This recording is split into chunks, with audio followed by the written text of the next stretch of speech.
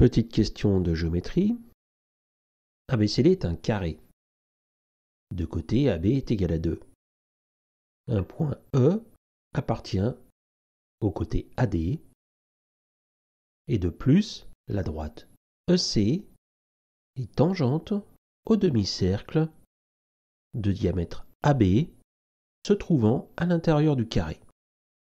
Calculez la longueur du segment EC. Comme d'habitude, prenez votre temps, bon courage, mais surtout, amusez-vous bien.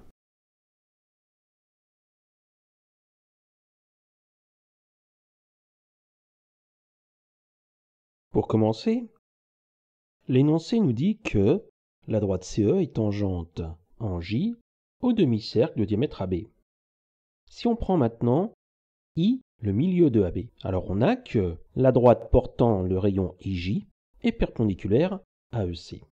IJ étant égal à IB et IC étant un côté commun aux deux triangles IJC et IBC, de plus ces triangles étant rectangles, ces triangles sont donc semblables et plus précisément, ils sont symétriques par rapport à la droite IC. Et si maintenant on se fixe sur le quadrilatère IJEA, eh bien on voit que, pour les mêmes raisons, le triangle EIJ et le triangle EAI sont symétriques par rapport à la droite EI.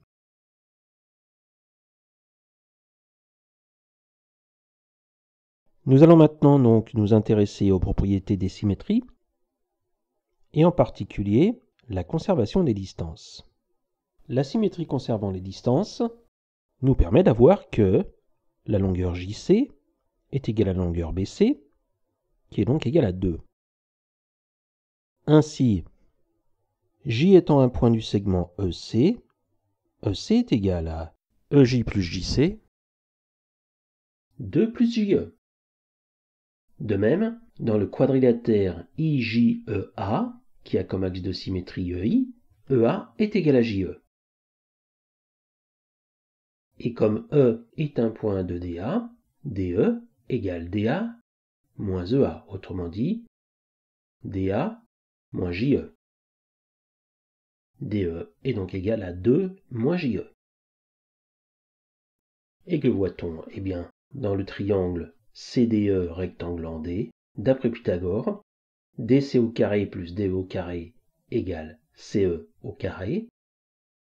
Numériquement, ça se traduit par 2 au carré plus 2 moins JE au carré est égal à 2 plus JE au carré.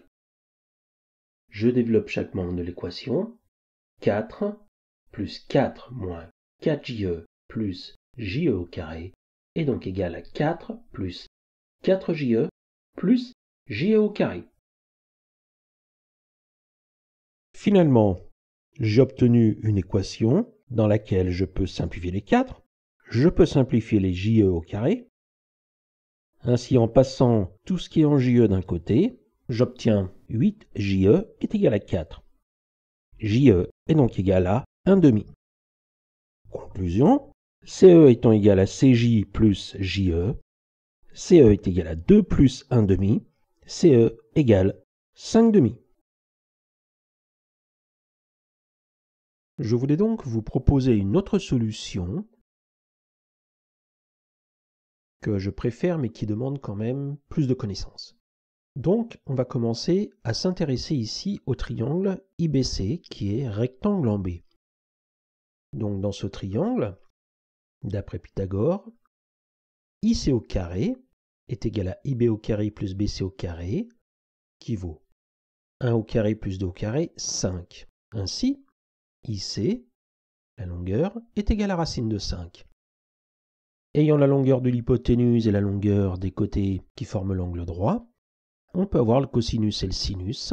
Et ici, cosinus de l'angle ICB est égal à CB sur CI, 2 sur racine de 5, et le sinus de ICB, qui vaut IB sur IC, est égal à 1 sur racine de 5.